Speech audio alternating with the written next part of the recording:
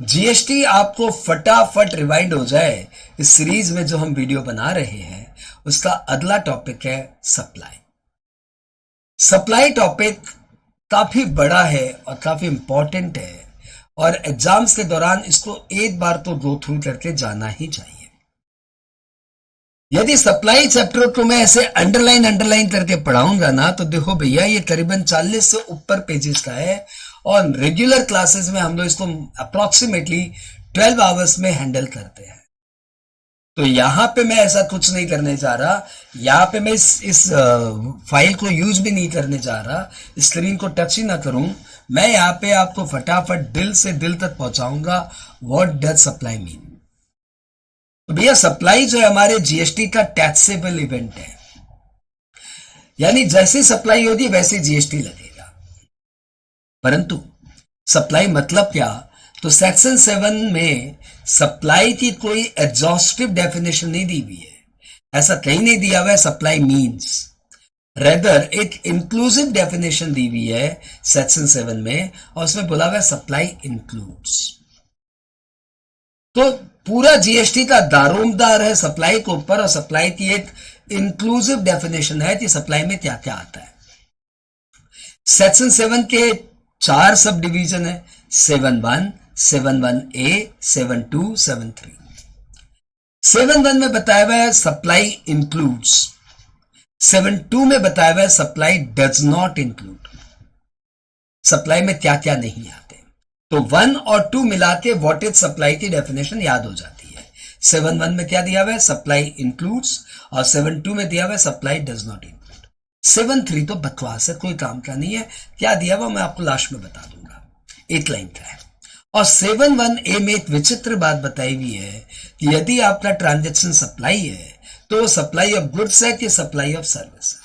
तो सर इसमें विचित्र वाली बात क्या है, इसमें विचित्र वाली बात यह है कि आप सप्लाई की डेफिनेशन के लिए सेक्शन 7 बनाए हो, तो इस डेफिनेशन के बीच में कहां से भीतर ला रहे हो कि एसओजी क्या होता है, एसओएस क्या होता है, सप्लाई ऑफ गुड्स किसे कहते हैं, सप्लाई ऑफ सर्विस किसे कहते हैं, वो अलग बात करेंगे ना। यहां पे तो सिर्फ व्हाट इज सप्लाई बताइए। खैर जो भी हो, लॉ का ऐसा ही स्ट्रक्चर है। 7.1 में बताया हुआ सप्लाई इंक्लूड्स, 7.1A में बताया हुआ है कि यदि ये सप्लाई है तो सप्लाई ऑफ गुड्स है कि सप्लाई ऑफ सर्विस है। 7.2 में बताया हुआ है supply does not include, and 7.3 में एवं ही कुछ बातें हो रही है। 7.1 की बात करते हैं तो 7.1 में 4 अलग अलग पॉइंट है, क्लॉजेज है। 7.1A, 7.1AA, 7.1B और 7.1C। 7.1A में बोला हुआ है supply includes all form of supply. देखो भाषा देखो कि supply includes all form of supply. तो सप्लाई की डेफिनेशन देते समय सप्लाई को वापस से यूज कर लिया, ठीक है। तो supply includes all form of supply such as sale, exchange, barter, lease, license, transfer, disposal, renting, etc. of goods or service or both, made or agreed to be made for a consideration and for furtherance of business. तो supply में basically 4 बातें important है कि goods किसे कहते हैं, service किसे कहते हैं, कंसिडरेशन किसे कहते हैं और बिजनेस किसे कहते हैं। परंतु ये डेफिनेशंस मैं यहाँ पे डिस्कस करने वाला नहीं हूं, ये छोटी छोटी बातें हम किसी छोटे छोटे वीडियो में कर लेंगे। अभी आप इसे अपने कॉमन पार्लेंस से समझ लीजिए। मैं दोबारा बोलता हूं 7.1A, supply includes all form of supply such as sale, exchange, barter, lease, licence, transfer, disposal, renting of goods or service or both for a consideration and for furtherance of business made or agreed to be made. Agreed to be made का मतलब ये हुआ कि भले ही supply अभी हुआ नहीं है लेकिन सप्लाई का कॉन्ट्रैक्ट हो गया है। तो सप्लाई का कॉन्ट्रैक्ट हो गया तो भैया सप्लाई माना जाएगा। आपने एडवांस ले लिया ना और बोले कि भैया हम सप्लाई करेंगे, ट्यूशन फी एडवांस में ले ली, बोला बच्चों 2 महीने बाद बैच शुरू होगी, तो माना 2 महीने बाद बैच शुरू होगी, लेकिन अभी आपने एग्रीड टू बी मेड में आ गए ना, तो ये सप्लाई है, इसमें जीएसटी अभी दे दीजिए।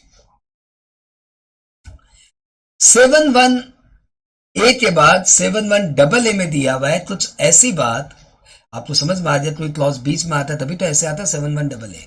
तो ये 2021 में बीच में आया, और 71AA में ये कहा गया कि भैया म्यूचुअलिटी पे जीएसटी लेंगे। म्यूचुअलिटी पे इनकम टैक्स नहीं लगता, लेकिन म्यूचुअलिटी पे जीएसटी लेंगे। एक लिटरली कोई सुप्रीम कोर्ट का जजमेंट आया था कैलकाटा क्लब लिमिटेड के ऊपर, जिसमें सुप्रीम कोर्ट ने जजमेंट दे दिया था कि म्यूचुअलिटी पे जीएसटी नहीं लगता, क्लब और उसके मेंबर एक ही पर्सन माने जाएंगे। कुछ डिसीजन को सुपरसीड करने के लिए इन्होंने 71AA 2021 में इंसर्ट कर दिया और बोला कि कोई क्लब या एसोसिएशन अपने मेंबर को कोई गुड्स या सर्विस देगा फॉर अ कंसिडरेशन, तो that will be treated as supply. तो एनी सप्लाई ऑफ गुड्स और service by a person other than individual to its constituent, to its member for a consideration shall be treated as supply. 71B में दिया हुआ है import of service for a consideration whether related to business or not will be treated as supply, और 71C में दिया हुआ है कि शेड्यूल 1 में कुछ ट्रांजैक्शंस बताए गए हैं, वो ट्रांजैक्शंस भले ही कंसिडरेशन नहीं भी हो तब भी वो सप्लाई माने जाएंगे। अब प्रश्न आता है शेड्यूल 1 में ऐसा क्या दिया हुआ है? तो शेड्यूल 1 में 6 ट्रांजैक्शंस दिए हुए हैं।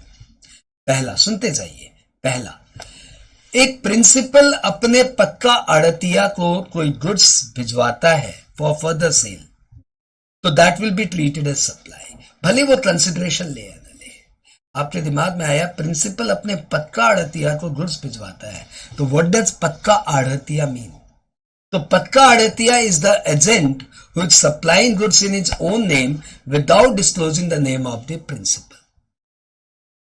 तो यदि कोई ऐसा एजेंट जो कि अपने नाम पे माल बेचता है, प्रिंसिपल का नाम डिस्क्लोज नहीं करता, तब प्रिंसिपल उसे कोई गुड्स भिजवाता है फॉर फर्दर सेल, भले वो कंसिडरेशन ना ले लेकिन वो सप्लाई माना जाएगा। दूसरा पॉइंट है कि कोई ऐसा ही पक्का आड़तिया मार्केट से परचेज करके प्रिंसिपल को गुड्स भिजवाता है, तो वो भी सप्लाई माना जाएगा। If an agent who is not disclosing the name of the principal purchase goods from the open market and forward the goods to the principal without consideration, then it shall also be treated as supply. तीसरा point है कि यदि कोई goods या service कोई भी बंदा अपने रिलेटेड पर्सन या डिस्टिंक्ट पर्सन को फर्दर बिजनेस के लिए भेजता है, तो that will be treated as supply. ये बेसिकली ये पॉइंट स्टॉक ट्रांसफर को कवर करता है कि कोई भी पर्सन अपने डिस्टिंक्ट पर्सन या रिलेटेड पर्सन को गुड्स या सर्विस भेजता है फॉर फर्दरेंस ऑफ बिजनेस, भले विदाउट कंसिडरेशन हो लेकिन वो सप्लाई माना जाएगा। चौथा पॉइंट है वो इनपुट या वो कैपिटल गुड्स जिसपे आपने पहले आईटीसी ले लिया है, अब आप उस गुड्स को डिस्पोज करते हो, ट्रांसफर करते हो विदाउट कंसिडरेशन, तो वो सप्लाई माना जाएगा।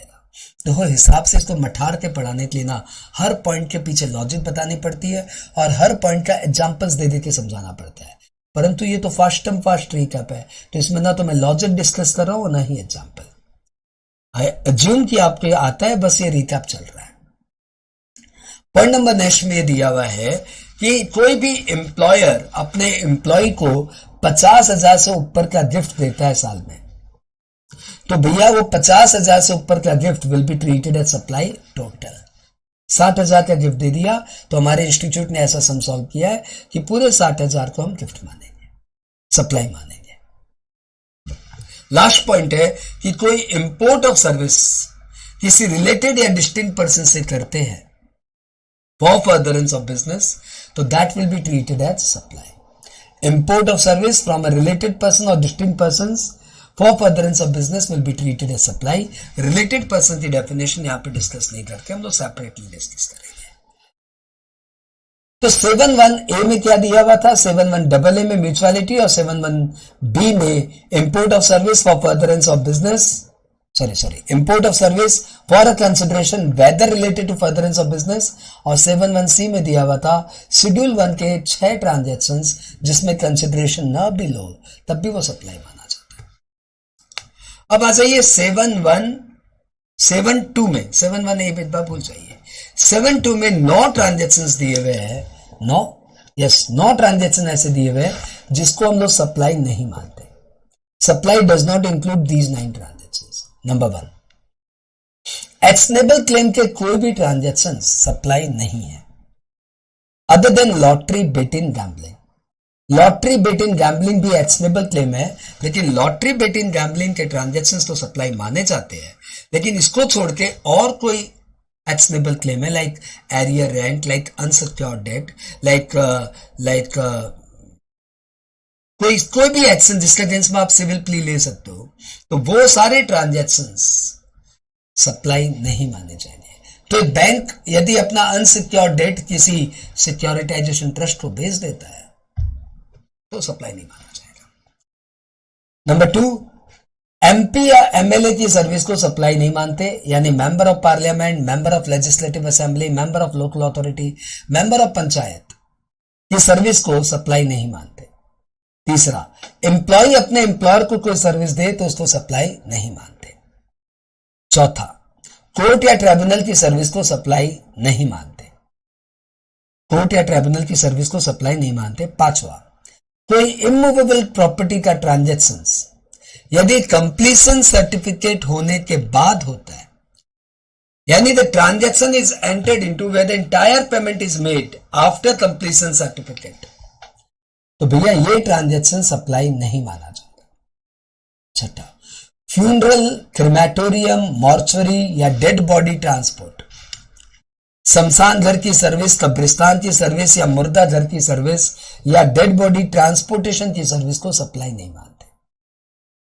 सातवां, हाई सी सेल, इंपोर्ट होते समय गुड्स यदि इन ट्रांजिट रीसेल हो जाए तो इस हाई सी सेल को सप्लाई नहीं मानते. आठवां, कस्टम वेयर हाउस में जब गुड्स पड़ा हुआ है तो इंपोर्टर ने वो गुड्स किसी और बंदे को भेज दिया while the goods were lying in the custom warehouse, तो इसको सप्लाई नहीं बोलते. और लास्ट, यदि गुड्स इंडिया के बाहर से इंडिया के बाहर डिलीवर हो जाए without bringing the same to India, यानी चाइना से पाकिस्तान और चाइना से डायरेक्ट पाकिस्तान को हमने माल भिजवा दिया without bringing the same into India, तो भैया ये तो सप्लाई नहीं माना जाएगा. हमारे पास एक पाकिस्तानी भाई साहब आए और बोले कि हमें चाइना से माल चाहिए, हमें चाइना वाला माल चाहिए, तो हमने बोला तुम चाइना से डायरेक्ट ले लो, तो वो बोला हमें चाइना वाला देता नहीं है. हमने बोला क्यों, तो बोलता हमारी वो इतनी वो रुतबा नहीं है जो इंडिया वालों का रुतबा है. हमने बोला अब समझे आप, तो हमने बोला कोई बात नहीं, हम आपको चाइना से लाके भिजवा देंगे. तो हमने चाइना की पार्टी को कांटेक्ट किया और चाइना से माल खरीद के पाकिस्तान में डायरेक्टली भिजवा दिया without bringing the same into India. तो इस सप्लाई पे जीएसटी नहीं लगेगा. इसको सप्लाई नहीं मानेंगे ना, तो सप्लाई हुआ ही नहीं, तो ये 9 ट्रांजेक्शन सप्लाई नहीं है. ठीक है, तो 7.1 में दिया हुआ था व्हाट डज सप्लाई इंक्लूड और 7.2 में दिया हुआ था सप्लाई डज नॉट इंक्लूड. अब 7.3 में आते हैं. 7.3 में गवर्नमेंट ये बोल रही है कि फ्यूचर में किसी ट्रांजेक्शन को सप्लाई कहते हैं या नहीं कहते हैं, हम इसको ऊपर नोटिफिकेशन लाके क्लैरिफिकेशन दे देंगे. या किसी ट्रांजेक्शन को एसओजी कहते हैं या एसओएस कहते हैं, हम इसको ऊपर नोटिफिकेशन लाके क्लैरिफिकेशन दे देंगे. Whether a particular transaction is supply of goods or supply of service, the central government is having the power to issue a notification on recommendation of council.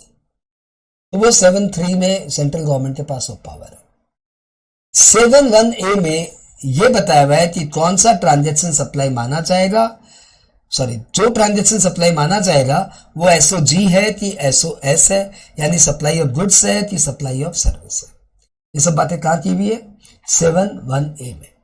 और 7.1A में इसका रेफरेंस दे दिया गया है schedule 2 में, यानी schedule 2 में कुछ ट्रांजेक्शंस के बारे में बताया गया है और ये बताया गया कि भैया वो सप्लाई ऑफ गुड्स है कि वो सप्लाई ऑफ सर्विस है. भैया इसकी क्या दरकार पड़ी? भैया जी इसकी दरकार इसलिए पड़ी कि आप 2017 के पहले यदि रेस्टोरेंट में जाके खाना खाते तो रेस्टोरेंट वाले आपके ऊपर एक साथ 2 टैक्स लगाते, वैट भी और सर्विस टैक्स भी, क्योंकि रेस्टोरेंट की सर्विस को सप्लाई ऑफ गुड्स भी बोलते और सप्लाई ऑफ सर्विस भी बोलते. तो ये बड़ा ऑड और भद्दा लगता कि एक ही ट्रांजेक्शन पे 2 टैक्स ले रहे, आप क्लियर नहीं कर सकते कि वो गुड्स है कि सर्विस है. तो भैया वो क्लियर नहीं कर पा रहे थे. तो इस प्रॉब्लम को रिजॉल्व करने के लिए इन्होंने इस पे जीएसटी लॉ जब नया बना तो इसमें इन्होंने शेड्यूल 2 डाल दिया। बोला नहीं नहीं, हम खुद बता देंगे कि ये सप्लाई ऑफ गुड्स है कि सप्लाई ऑफ सर्विस है, कोई डिलेमा नहीं रहेगा। और यदि फ्यूचर में भी ऐसे कुछ ट्रांजेक्शन्स आएंगे ना तो सेंट्रल गवर्नमेंट इसके ऊपर नोटिफिकेशन लाती रहेगी और बताती रहेगी आपको कि ये सप्लाई ऑफ गुड्स है कि ये सप्लाई ऑफ सर्विस है। ओके, हम लोग यहाँ पे ऐसे ही कुछ ट्रांजेक्शन्स को पढ़ने जा रहे हो भी फटाफट। सर आप तो बोले तो मैट को हाथ नहीं लगाएंगे, अरे यार ये फटाफट हो जाए तुम समझ। तो रेंटिंग ऑफ इमूवेबल प्रॉपर्टी, ये सप्लाई, अरे कहाँ चले गए ठाकुर, हाँ जबरदस्ती। तो हम लोग कर रहे हैं रेंटिंग ऑफ इमूवेबल प्रॉपर्टी। तो ये सप्लाई ऑफ गुड्स है कि सप्लाई ऑफ सर्विस है? तो भैया देखो ये सप्लाई ऑफ सर्विस है। कंस्ट्रक्शन, जो मैंने बताया था कि कंस्ट्रक्शंस में बिफोर कंप्लीशन सर्टिफिकेट यदि कुछ हो जाए तो सप्लाई है, परंतु जहां वो ट्रांजेक्शन ऑफ इमूवेबल प्रॉपर्टी जहां पे सारा का सारा पैसा कंप्लीशन सर्टिफिकेट के बाद लिया जाता है तो सप्लाई नहीं है। लेकिन सपोज कुछ पैसा कंप्लीशन सर्टिफिकेट के पहले ले लिया तो पूरा ट्रांजेक्शन सप्लाई मान लिया जाएगा, सप्लाई को मान लिया जाएगा। लेकिन वो सप्लाई ऑफ गुड्स है कि सप्लाई ऑफ सर्विस है? तो लॉ ने उसे क्लियर कर दिया कि ना रे, वो तो सप्लाई ऑफ सर्विस है।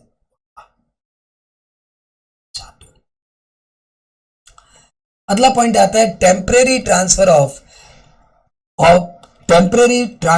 और या permitting to use an IPR.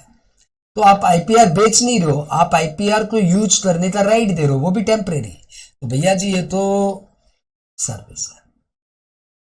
Next, development designing of software या अपग्रेडेशन ऑफ सॉफ्टवेयर एसेट्रा, ये सप्लाई ऑफ गुड्स है कि सप्लाई ऑफ सर्विस है?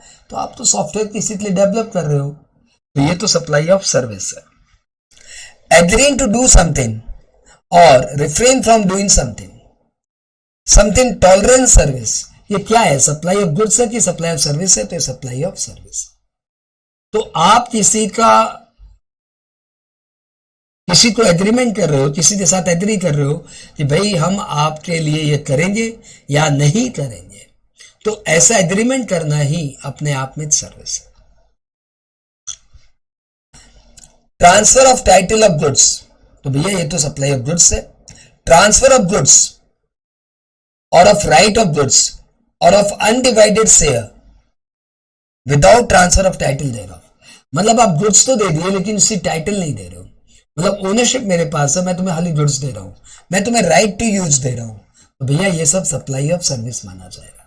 ये पॉइंट खास है क्योंकि पहले जब सेंट्रल सेल्स टैक्स लॉ था तो इसको सप्लाई ऑफ गुड्स बोलते थे, अब ये सप्लाई ऑफ सर्विस बोलते हैं। Next, transfer of title in goods under an agreement which stipulates that the property in goods will pass on a future date. मतलब सिंपल हायर परचेज या instalment purchase में यदि आप कोई सामान लेते हो तो सप्लाई ऑफ गुड्स माना जाएगा, ना कि सप्लाई ऑफ सर्विस। वही यदि कुछ लीज पे लेते हो, टेनेंसी पे लेते हो, ईजमेंट पे लेते हो, लाइसेंस में लेते हो, तो भैया वो सप्लाई ऑफ सर्विस माना जाएगा। चाहे वो लैंड हो और चाहे वो कोई मूवेबल प्रॉपर्टी हो, चाहे वो बिल्डिंग हो या कोई और मूवेबल प्रॉपर्टी हो, वो सब सप्लाई ऑफ सर्विस माना जाएगा। जॉब वर्क यदि मैं आपके लिए करूं तो आप मुझे रॉ मटेरियल भिजवा दो, मैं उसको प्रोसेस करके आपके लिए फिनिश गुड्स बना दूंगा, तो ये जो मैं आपके लिए जॉब वर्क कर रहा हूं that will be treated as supply of service. यदि आप कोई बिजनेस एसेट जिसको पर आप पहले आईटीसी ले चुके हो, अब आप उसे डिस्पोज करते हो, तो सप्लाई ऑफ गुड्स माना जाएगा। whereby or under the decision of a person whereby or under direction of a person carrying out on a business, goods held or used for the purpose of business are put to any private use। यानी कोई goods जिसको पर आप ITC ले चुके हो, अब आप उसे प्राइवेट यूज में ले आए, तो भैया जी वो सब सप्लाई ऑफ सर्विस माना जाएगा। पुट टू पर्सनल यूज या किसी और बंदे को दिया फॉर यूज, लेकिन आप उसमें कंसिडरेशन नहीं ले रहे हो, ले उसको सप्लाई ऑफ सर्विस माना जाएगा।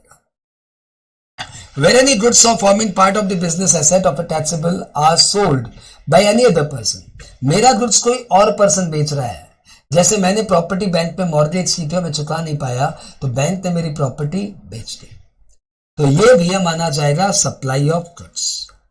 मतलब किसी और का गुड्स कोई और बंदा बेच रहा है, ये बैंक वाला एग्जाम्पल इसमें सही बैठेगा, और कोई एग्जाम्पल इसमें सही नहीं बैठता।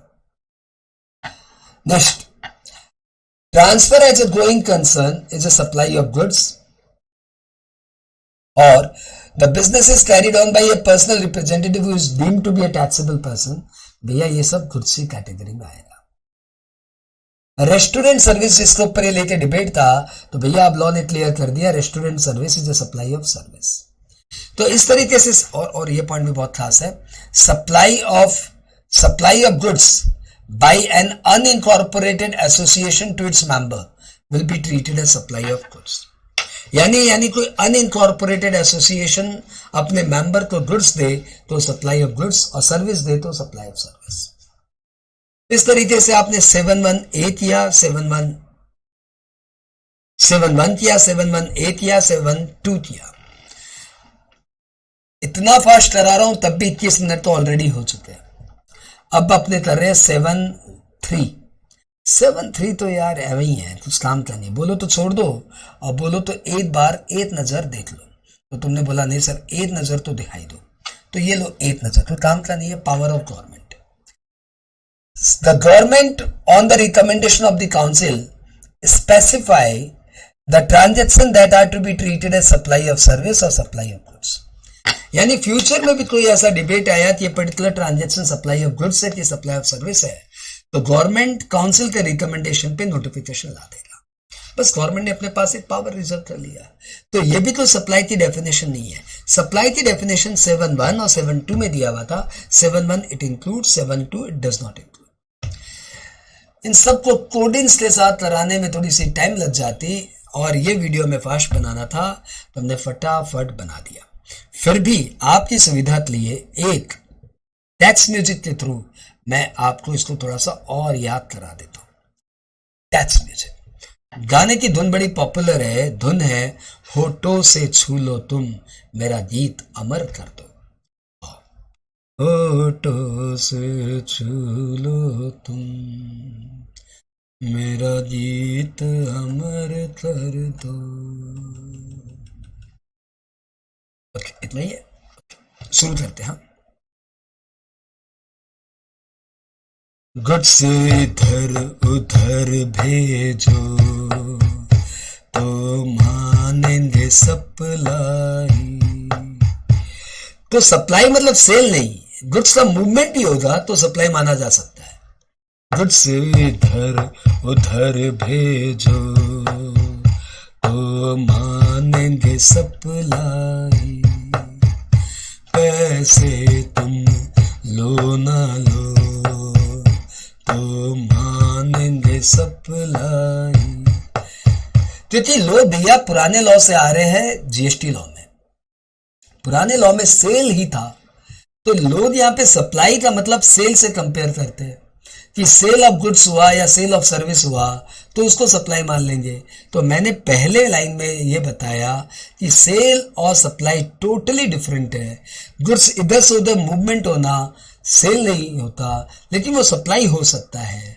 आप जब तक पैसे नहीं लेंगे तब तक वो सेल नहीं होगा, लेकिन वो सप्लाई हो सकता है।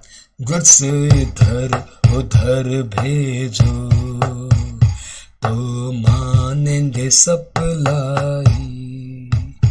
पैसे तुम लो ना लो तो मानेंगे सप्लाई। प्रिंसिपल एजेंट को गुड्स भेजे तो सप्लाई। स्टॉक ट्रांसफर हो डिस्टेंट पर्सन में सप्लाई। एम्प्लॉय को गिफ्ट मिले 50,000 से सप्लाई। तो आपने देखा शेड्यूल 1 के 3 पॉइंट यहाँ पे कवर हो गए, लिटरली 4 कि प्रिंसिपल एजेंट को भेजे या एजेंट प्रिंसिपल को भेजे 2 पॉइंट, और स्टॉक ट्रांसफर हो डिस्टिंक्ट पर्सन्स में तो सप्लाई है, और एम्प्लॉयर एम्प्लॉय को गिफ्ट दे 50,000 से ज्यादा तो सप्लाई है। प्रिंसिपल एजेंट को गुड्स भेजे तो सप्लाई। स्टॉक ट्रांसफर हो, डेस्टिन पर्सन में सप्लाई, एम्प्लॉय को गिफ्ट मिले 50,000 से सप्लाई, MPMLA की सर्विस को, कोर्ट ट्रिब्यूनल की सर्विस को, रेडी होकर फ्लैट बिके डेड बॉडी की सर्विस को, एम्प्लॉय की सर्विस को नहीं कहते सप्लाई, गुड्स इधर उधर भेजो तो मानेंगे सप्लाई। तो भैया देखो, मैंने आपको बहुत ही समरी में एक हल्का सा रिलैक्सेशन दे दिया। गाना इसके आगे भी है, बहुत आगे भी है, लेकिन एक एक पैरा और सुनते हैं फिर छोड़ते हैं। इंडिया के बाहर ही गुड्स बाहर से बिक जावे। शेड्यूल 2 का लास्ट वाला पॉइंट उठाया कि इंडिया से बाहर से इंडिया के बाहर तक चला जाए।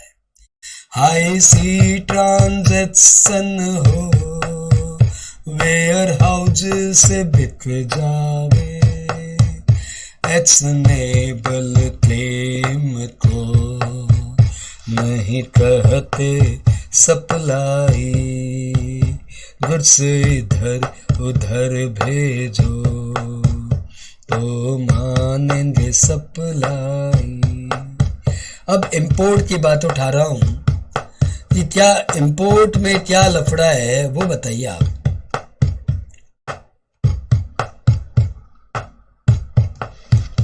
आओ भैया, इंपोर्ट यहां से उठा लेना डायरेक्ट। इंपोर्ट कुछ भी करो, दो प्राइस तो सप्लाई। 7(1)(b कवर किया मैंने यहाँ पे। Import of service for a consideration whether related to business और नॉट। इंपोर्ट कुछ भी करो, दो प्राइस तो सप्लाई। अगला पॉइंट, अपनों से इंपोर्ट करो, FOB हो तो सप्लाई। अपनों से मतलब import of service from related person और distinct person for furtherance of business. FOB मतलब फर्दरेंस ऑफ बिजनेस। अपनों से इंपोर्ट करो, FOB हो तो सप्लाई। अब शेड्यूल 2 का एक पॉइंट, शेड्यूल 1 का एक पॉइंट कि कोई भी गुड्स जिस पे आपने ITC ले लिया, अब आप उसे डिस्पोज करेंगे तो कहेंगे सप्लाई। ITC लेके छोड़ो तो मानेंगे सप्लाई, गुड्स इधर उधर भेजो तो पैसे तुम लो ना लो तो मानेंगे सप्लाई। तो भैया ये था सप्लाई का एक शॉर्ट 28 मिनट का वीडियो। कोई लॉजिक नहीं बताया, सिर्फ रीड करते गया, बोलते गया और कोई भी एग्जाम्पल्स नहीं दिया, तब भी ये 30 मिनट का रिकैप बना। आई होप ये 30 मिनट्स का वीडियो उन सभी के काम का है जिन्हें सिर्फ सप्लाई रिवाइंड करना था।